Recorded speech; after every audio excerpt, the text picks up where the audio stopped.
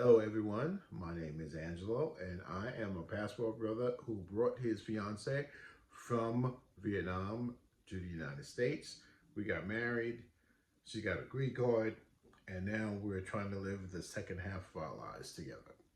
Thank you for tuning in. It has been a while since I have made a video talking about my life with Nia, my Vietnamese wife. And wow, I think the last time I tuned in and made a video, it was probably before Christmas.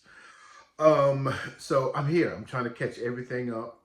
There's been some good things, a lot of good things, but then there's been some bad things as well. And I'm going to try to cover everything in this video, and then I'm going to try to be a bit more regular with my videos, releasing them at least once a week whenever possible. So things have been busy at work. As you know, I work in an area called Little Saigon, which is predominantly Vietnamese.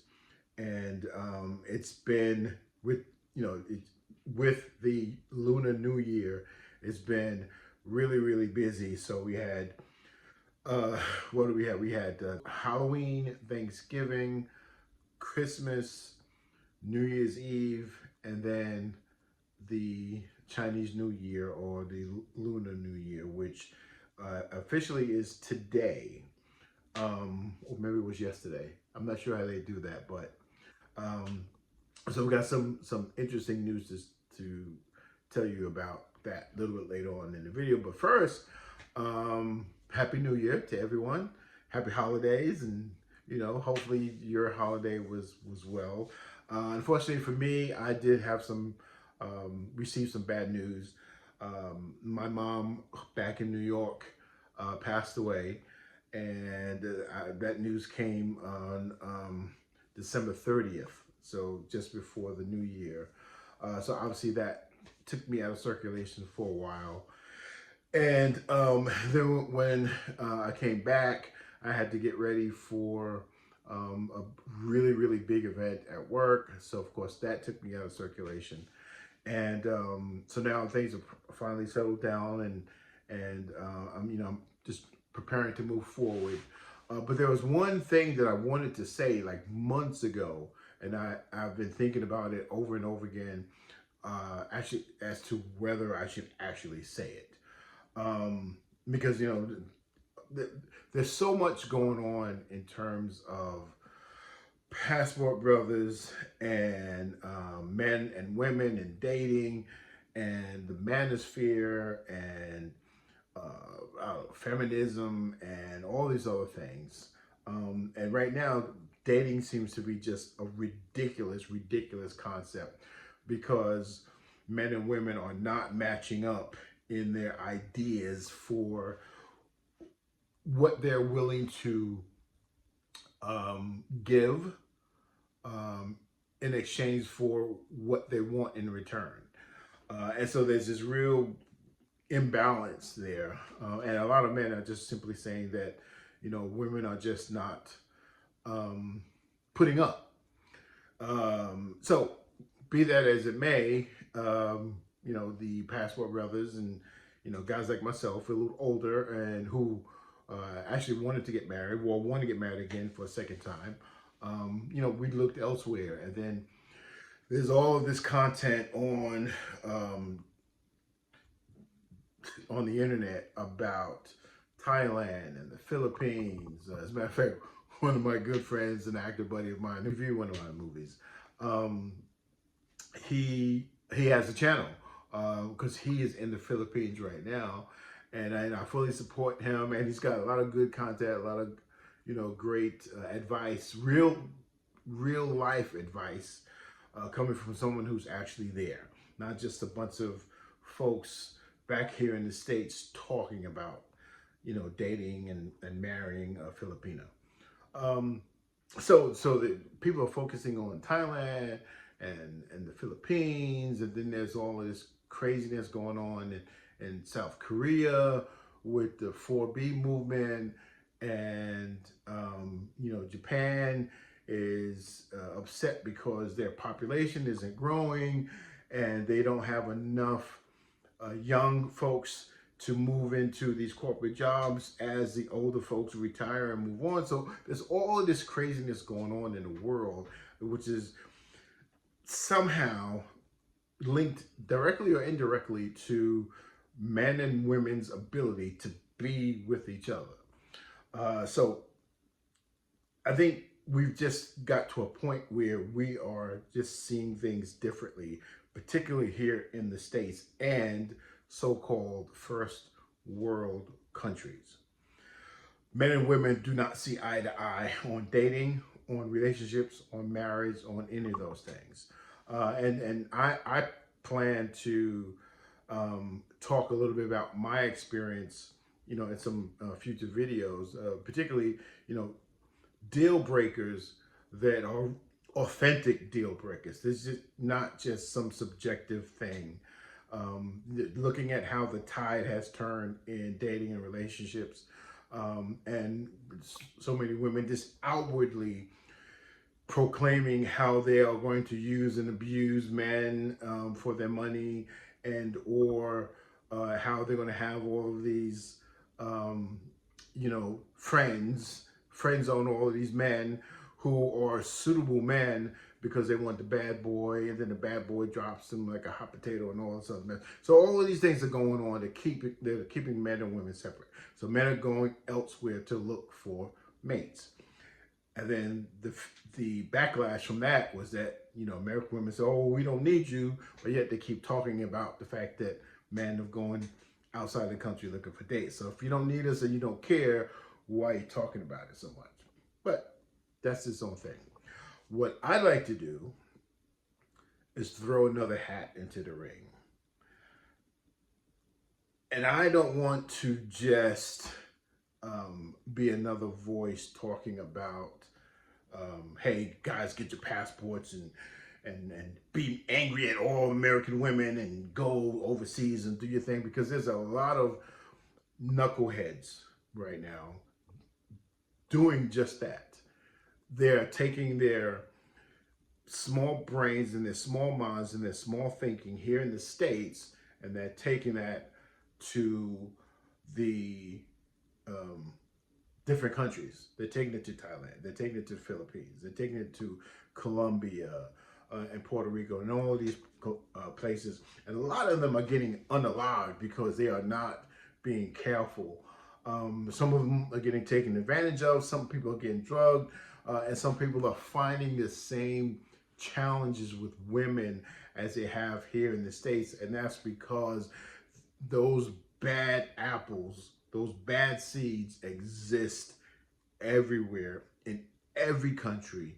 And they are a part of every nationality and every ethnicity, because they're looking or they're believing this ideal of what a woman should do and how a woman should control her relationship with her man. So that's everywhere in the world. So what I offer is that, knowing that exists, you have to pay attention to, one, some deal breakers, but also keep your eyes on some areas where that existence is not as strong, it's not as powerful. And I'm really happy to say that I think that Vietnam is one of the better places for young men and old men to find suitable wives. And I'm not just saying that from personal experience, but my coworker, my assistant, he's also married to a Vietnamese woman. He is Mexican, and they had a child not too long ago, a little boy. And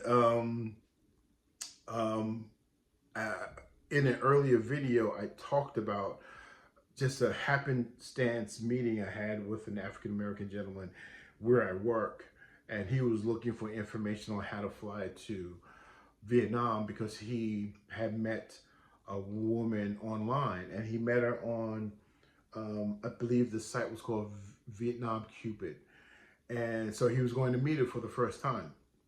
And so he and I got to talking and sharing information, and I helped him prepare with the visa and Vietnam, but then also filing a petition for either the K1 or the K3 visa, or the marriage visa or the fiance visa. So I kind of walked him through that process. And lo and behold, he is now married. He's actually in Vietnam right now for this Lunar New Year. He and I have become friends, and we share information, and we're closer to the same age. And he has met a wonderful, wonderful woman in Vietnam, his age, single, no children, and they are living their best life. And that's why I believe that if you are a young man, middle-aged man, older man, and you are really looking to have a serious relationship, that you really need to consider Vietnam and Vietnamese women. And obviously I said that, we have those bad seeds everywhere, so you have to be careful. But I think that for one, when you look at the type of woman or the upbringing of a woman, or the training of a woman by her parents, by her mom, in preparation for marriage, that you can't do better than a Vietnamese woman. Sure, there are great women everywhere, but man, there's something about how the structure of the family, the acceptance of traditional gender roles, that there's something about that is just very, very powerful and very, very conducive to a good and happy relationship. So I'm going to be talking more about Vietnam as a place for men to find a significant other, either for dating or for marriage, because I think that Vietnam is a good place. And plus, Vietnam is really, it's on the cusp. Vietnam is in a place where it's like Singapore back in the 70s and 80s, with the right direction and with the right government direction, and just interaction and activation, they can become powerful. And Singapore is one of the most beautiful, well-oiled machine countries in the world, if not the best. And Vietnam is poised to follow in those footsteps, if they make the right steps. So I'm going to be talking about that for a lot more coming forward, and then of course sharing a lot more about me and Nia. Now, speaking of Nia, she's not here right now. As you can see, that's her little workspace. Hi guys, I'm going to fly back Vietnam in a few hours later. I didn't plan for this trip in advance, so I just bought the ticket several days ago. I am very excited. I'm going to see my mom and my dad together with my siblings. Besides, in the first day of New Year, all my relatives will gather in my home. So it's a good opportunity to be there, see all of them. I just concerned one thing, that I'm going to leave my husband and the dogs. Look at Max, he's with me right now. So I feel a little bit guilty and worried because my husband very busy recently. Who's gonna cook for him? And who's gonna take care of the dogs for him? However, I already came up with an idea. 2 days ago, I cooked all the food for him, and all the food I make can last for a month. I have beef stew, curry shrimp, and some stir noodle. So it's done, and now I spend the time with the dogs. I have Max now, then later I will have Lucy.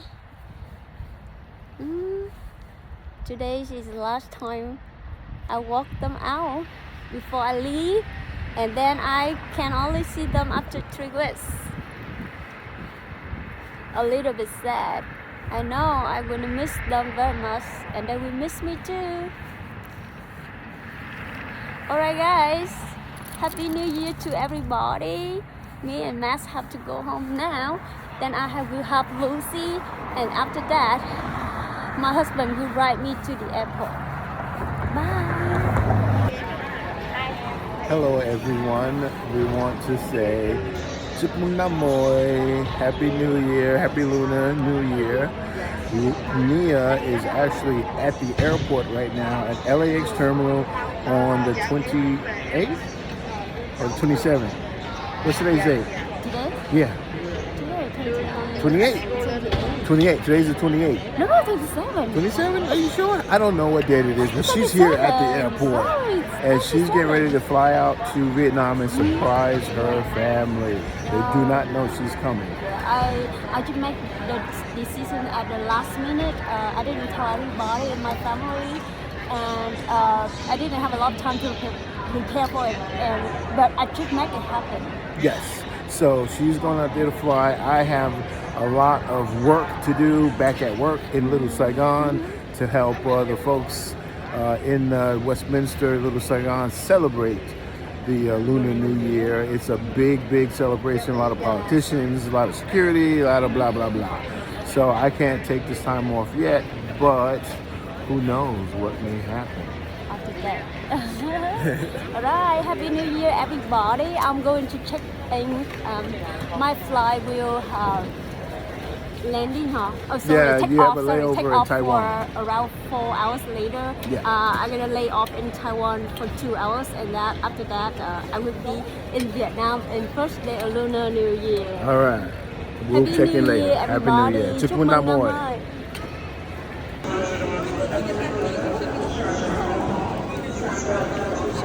Sure.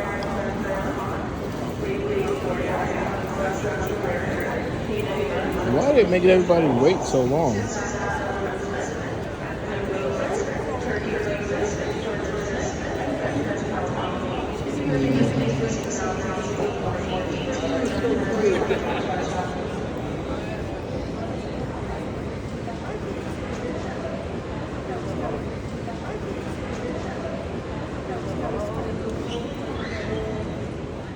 My Christmas present to her, because she was homesick, was to fly back to Vietnam to see her mom, who is not who's dealing with some physical ailments, and of course to see her her father and her brother and his sister and her 2 nieces.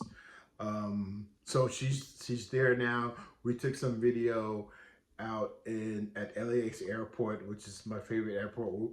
We were in the Tom Bradley terminal, the international terminal, and I love it there. I love it. It just invoked in me the love for flying, for travel again. So I'm actually contemplating flying out in the middle of February to go see her, because we still have yet to fly an international flight together.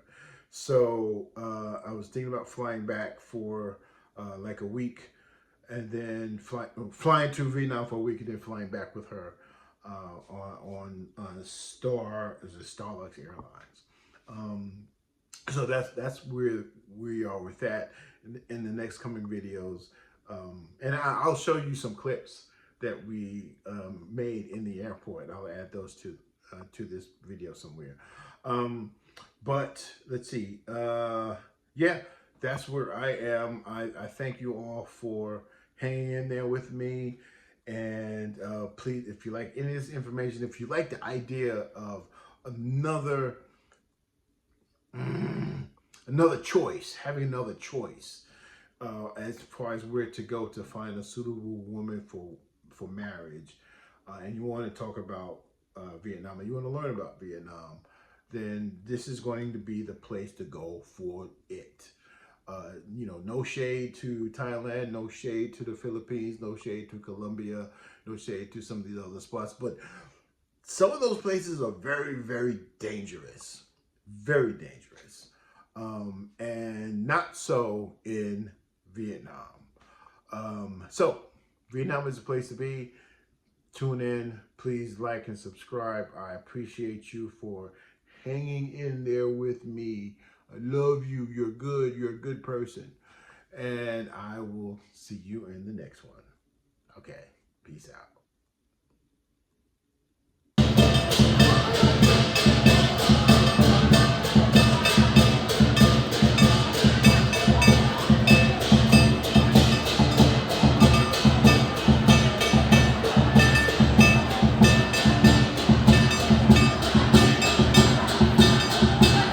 Why not? Why not?